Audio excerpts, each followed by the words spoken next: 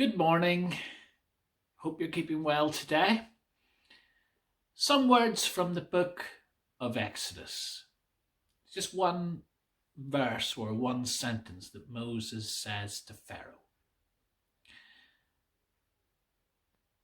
Let my people go so that they may worship me in the wilderness. During this Lent season, we are considering this idea of worship in the wilderness. We are considering how life comes with its ups and downs, its highs and lows. We have seasons when we feel on top of the world, and there are other times when it feels more of a struggle. And these might be what we call sort of wilderness seasons. And these can come in a number of ways. And I thought today I would share one of mine. Something I've learned over the last few years is to spot or recognize seasons or rhythms in my life.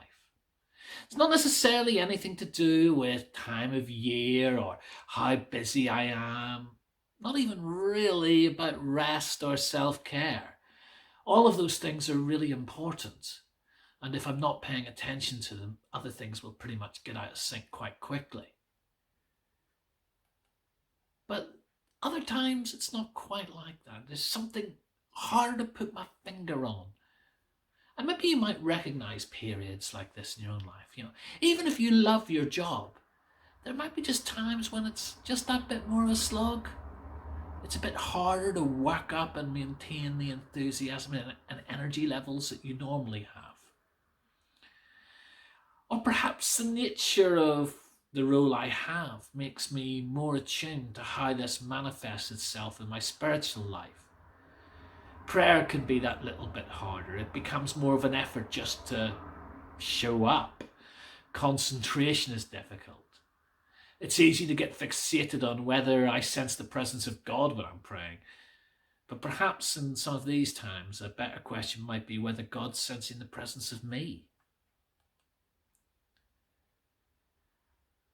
I used to get quite anxious about this. I'd just try to snap out of it and get really frustrated when I couldn't.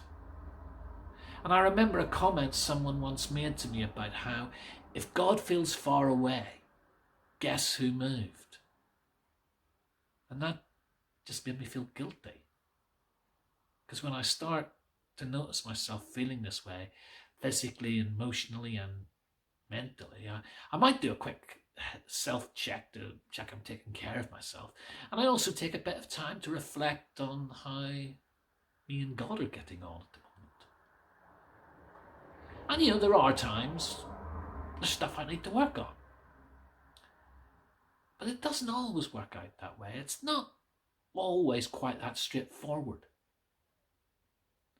And I've known a lot more faithful people than me who have gone through quite prolonged dark nights of the soul without any real sense that they've drifted away from their faith. Quite the opposite.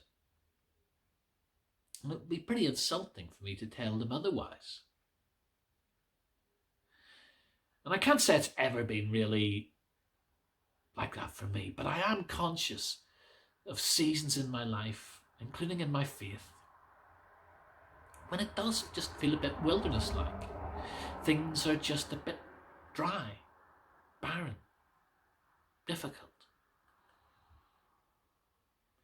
And I guess for me, part of the anxiety that came with that was that on more or less a weekly basis, I'm got to try to come up with something and write something that will help others connect with God, to encourage, challenge, inspire them even. And I think, if I'm not feeling that myself, how can I really communicate anything to others? And if, like me, you're an overthinker, you can find yourself asking, what if I'm stuck here? What if this is where I live from now on? What if there is no sense of inspiration that ever comes back?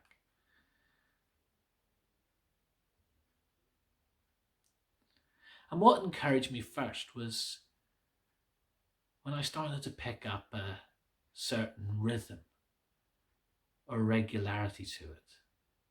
It was one of the advantages of journaling, that I could look back and see how often it was happening. You couldn't quite set your watch by it, but yeah, close enough that if I could ask myself, when did I last feel this way? If it had been around a certain length of time, I'm pretty sure that in the absence of anything else that I can immediately point to, this could be just a dry, barren spell I'm going through. And for me, it's quite natural.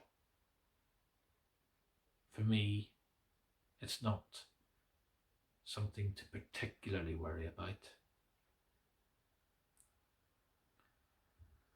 And if instead of trying to fight it, I work with it, if I trust it, if I allow this wilderness time to do what it has to do, it'll be all right. Things will turn around again. What do I mean by working with it, not fighting it? In part, it's just about being a bit kinder to myself. Recognizing, well, this is where you are at the moment. Don't beat yourself up if it's not coming so easily. Also, I try to use the seasons when it is flowing well, and I do have the energies to build up reserve, like a reservoir that will sustain me in more barren times. Bernard of Clairvaux once said, the problem with the church is there are too many canals and not enough reservoirs. A reservoir fills up to give out from what it has. A canal just has water flowing through it. So in the good times, I seek to allow that reservoir to fill up. But equally, I've grown to trust God with it. That it will turn around. That something will click. And I've been through this enough times to know it just happens. And in my relationship with God, I've discovered that an extremely large part of it is just turning up. When it comes to prayer, I'm a great believer in the maxim, pray as you can, not as you can't. So this might mean that if at times, like I'm really struggling to pray as fluently as I like, for a season I might use some set prayers. It's not really my norm, but if it helps, so be it. And I've also noticed that even when things are quite dry and barren, frustratingly sometimes, God can still be at work. It's amazing how often God does his best stuff despite me, rather than because of me. And this awareness that this has come from this is that I know that even when I am in a season of dryness, I'm not alone. God is still there. He is still caring for me. He is still sustaining me. And if I'll just go through it with him, it'll pass. He will bring me through it. And how we worship in the wilderness may look quite different. And it certainly feels that way. But God knows us and knows our hearts. And I believe he honours that, rather than fixating on what we can't bring. Have a blessed day.